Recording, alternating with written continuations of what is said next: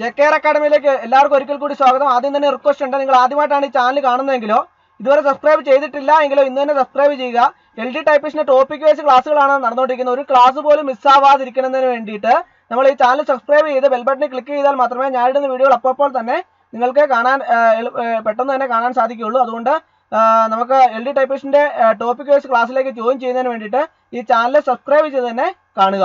അപ്പോൾ നമുക്ക് ക്ലാസ്സിലേക്ക് കടക്കാം. ഇന്ന് LD ടൈപ്പിസ്റ്റിന്റെ ടോപ്പിക് വൈസ് ക്ലാസ്സിൽ നമുക്ക് ടൈപ്പ് റൈറ്ററിൽ operating parts of a typewriter ആണ് ഇന്ന് ഞാൻ നിങ്ങളിലേക്ക് എത്തിക്കാൻ ഉദ്ദേശിക്കുന്നത്. അപ്പം parts of a typewriter 3 പാർട്ടുകൾ നമ്മൾ ഓൾറെഡി ഫിനിഷ് ചെയ്തിട്ടുണ്ട്. അപ്പോൾ ഈ ക്ലാസ് ആദ്യമായിട്ട് കാണുന്ന ഉദ്യോഗാർത്ഥികളെ സംബന്ധിച്ചിടത്തോളം ആദ്യത്തെ 3 പാർട്സിന്റെ part 1, 2, 3 operating parts of a ടൈപ്പ് റൈറ്ററിന്റെ പാർട്ട് 1, 2, 3 കണ്ടതിന് ശേഷം മാത്രം ഇത് കാണുക. അപ്പോൾ നമുക്ക് ക്ലാസ്സിലേക്ക് കടക്കാം. Parts of a type writer.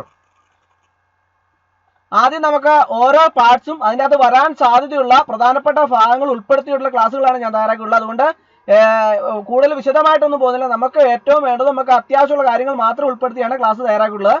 അപ്പോൾ ലൈൻ സ്പേസ് പോൾ ആണ് നമുക്ക് ആദ്യമായിട്ട് പഠിക്കുന്നത്. Line space pole. അപ്പോൾ ആദ്യം നോക്കാം. The small hook attached to the line space pole is called a dash. The small hook attached to the line space pole is called a dash. അതായത് ഈ line space പോളിൽ ഘടിപ്പിച്ചിരിക്കുന്ന ചെറിയ ഹുക്കിനെ dash എന്ന് വിളിക്കുന്നു. അതായത് the small hook attached to the line space pole is called line space lever. The small hook attached to the line space pole is called line space lever. അടുത്ത line space pole acts on the dash to effect line space movement. Line space pole acts on the dash to effect line space movement. അതായത് line space ചലനം ഫലപ്രദമാക്കുന്നതിന് ഡാഷിൽ line space pawl പ്രവർത്തിക്കുന്നു. ഏതിലാണ് line space pawl പ്രവർത്തിക്കുന്നത്? Cylinder ratchet wheel. അതായത് line space ചലനം ഫലപ്രദമാക്കുന്നതിന് വേണ്ടിയിട്ട് സിലിണ്ടർ റാച്ചറ്റ് വീലില് ലൈൻ സ്പേസ് പോൾ പ്രവർത്തിക്കുന്നു. Line space pawl acts on the cylinder ratchet wheel to effect line space movement. അടുത്ത പാർട്സ് നോക്കാം. ലൈൻ സ്പേസ് ഗേജ് ആണ് അടുത്തായിട്ട് നമുക്ക് പഠിക്കേണ്ടതാണ്. Line space gauge. അതിനകത്ത് line space gauge is otherwise known as a dash. Line space gauge is otherwise known as a dash.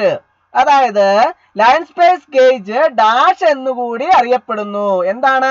Line space indicator എന്ന് കൂടി അറിയപ്പെടുന്നു. Line space gauge is otherwise known as line space indicator. അടുത്ത് line space indicated by line space gauge. Line space indicated by line space gauge. അതായത് line space gauge സൂചിപ്പിച്ച line space ആണ് ചോദിച്ചിരിക്കുന്നത്.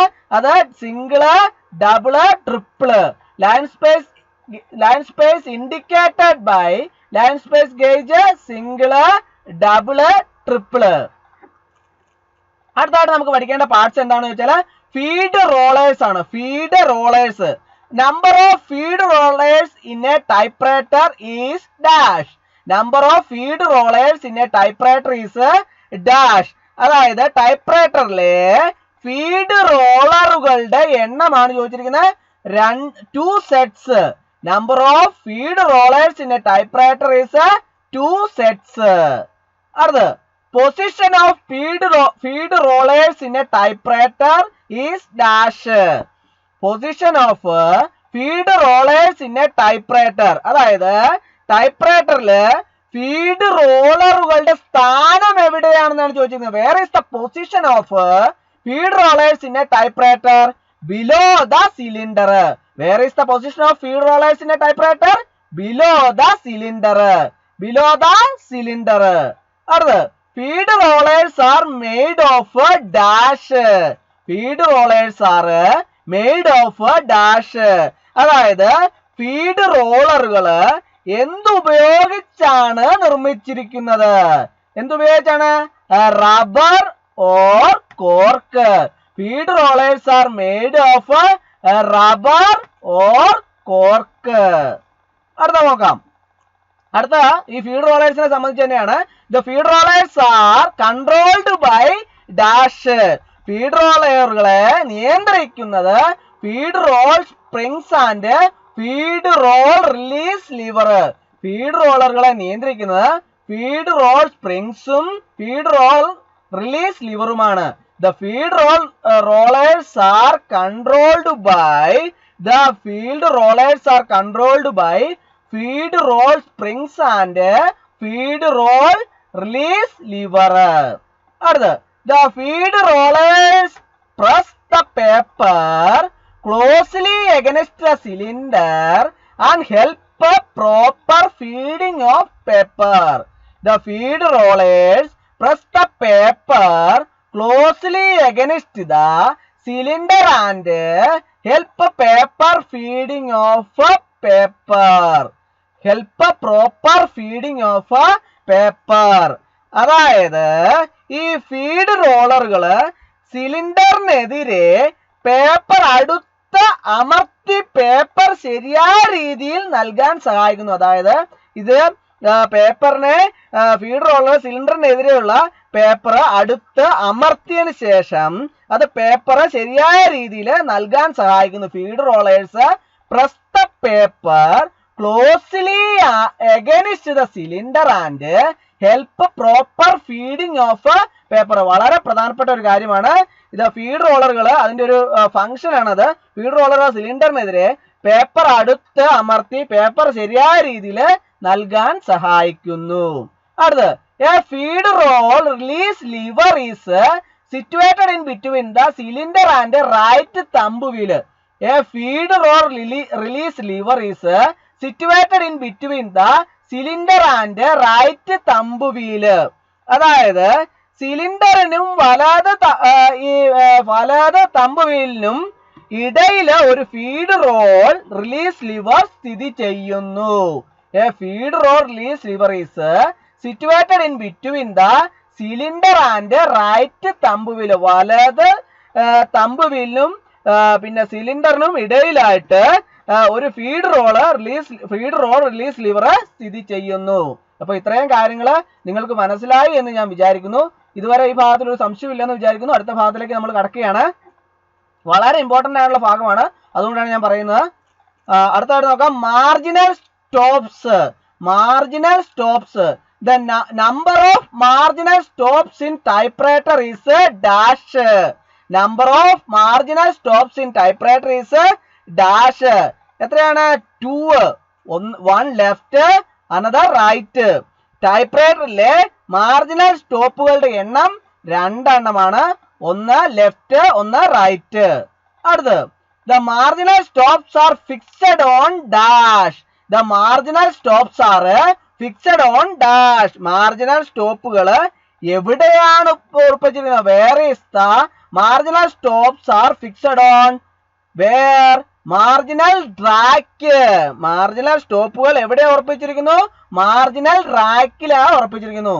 The marginal stops are fixed on marginal rack. അടുത്ത് the left margin stop help fix the left margin. The left margin stop help fix the left margin. അതായത് ഇടതു margin പരിഹരിക്കാൻ ഇടതു margin stop സഹായിക്കുന്നു. ഇടതു margin പരിഹരിക്കാൻ ഇടതു മാർജിൻ സ്റ്റോപ്പ് സഹായിക്കുക. Left margin stop help fix the left margin. അടുത്ത ഭാഗം the right margin stop help fix the right margin. ഇത് right margin stop help fix the right margin. അതായത് വലതു മാർജിൻ നിർത്താൻ വലതു മാർജിൻ സ്റ്റോപ്പ് സഹായിക്കുന്നു. The right margin stop help fix the right margin. അടുത്ത് the marginal stop which controls the movement of the carriage towards right.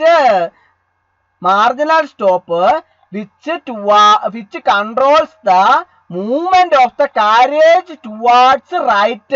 അതായത് വലതുവശത്തേക്ക് ഈ carriage എന്ന് പറഞ്ഞാൽ വണ്ടിയാണ്. വണ്ടിയുടെ ചലനം നിയന്ത്രിക്കുന്ന മാർജിനൽ സ്റ്റോപ്പ് ആണ് ചോദിച്ചിരിക്കുന്നത്. അത് ലെഫ്റ്റ് ലെഫ്റ്റ് മാർജിനൽ സ്റ്റോപ്പ് ആണ്.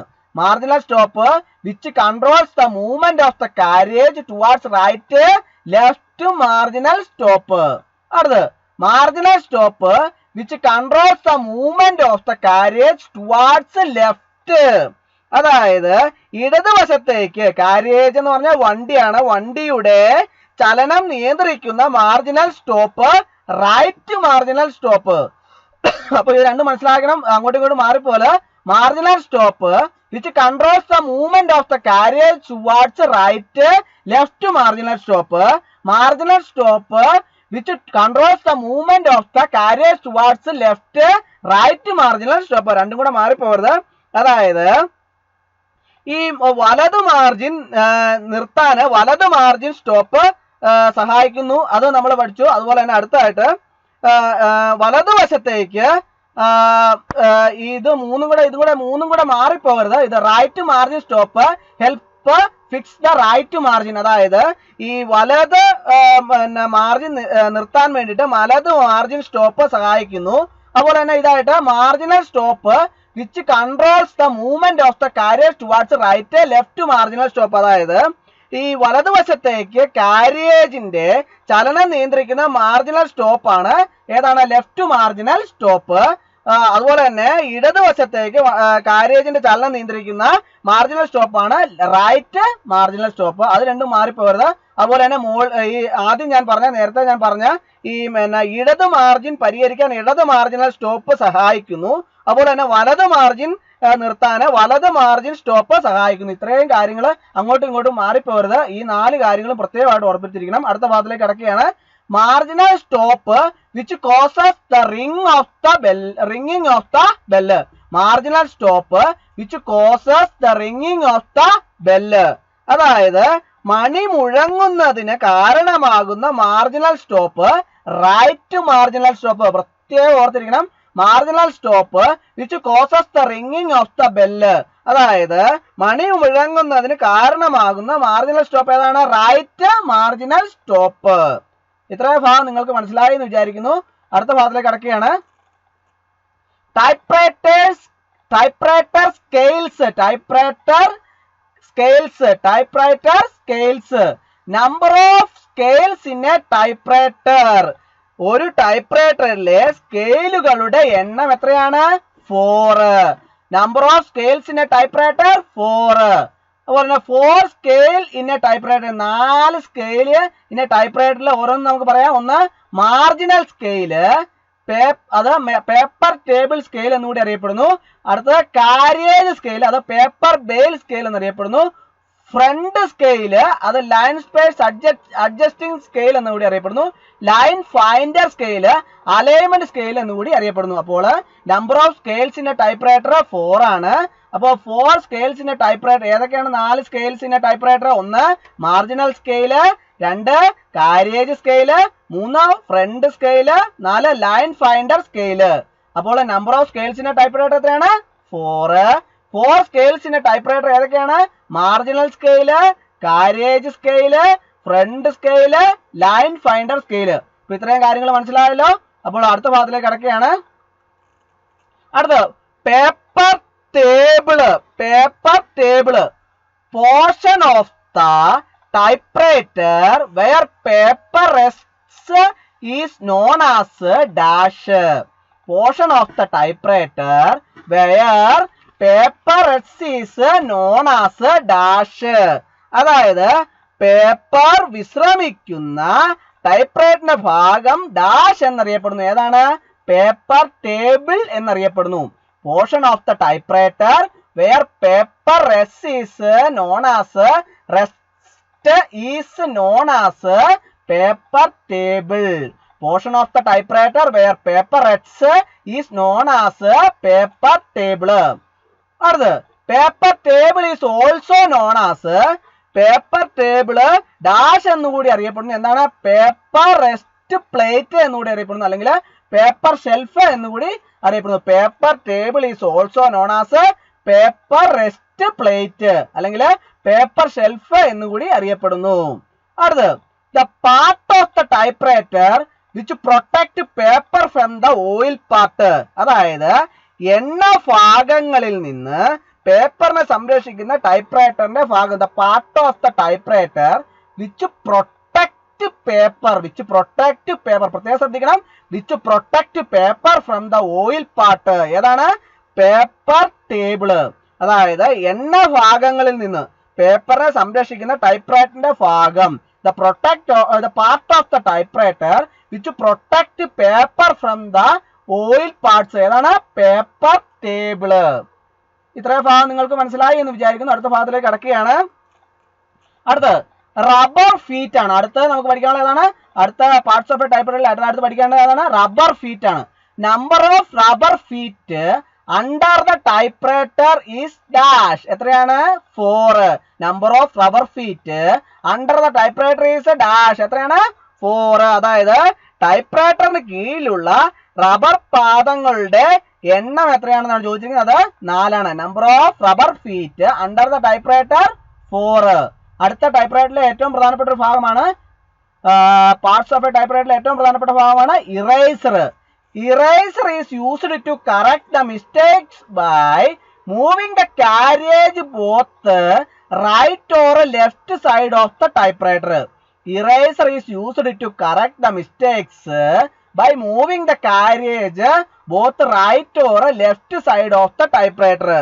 അതായത് ടൈപ്പ്റൈറ്ററിന്റെ വലത്തോട്ടോ ഇടത്തോട്ടോ ഈ കാരിയേജ് വണ്ടി നീക്കി തെറ്റുകൾ തിരുത്താൻ ഇറേസർ ഉപയോഗിക്കുന്നു. Eraser is used to correct the mistake by moving the carriage both right or left side of the typewriter.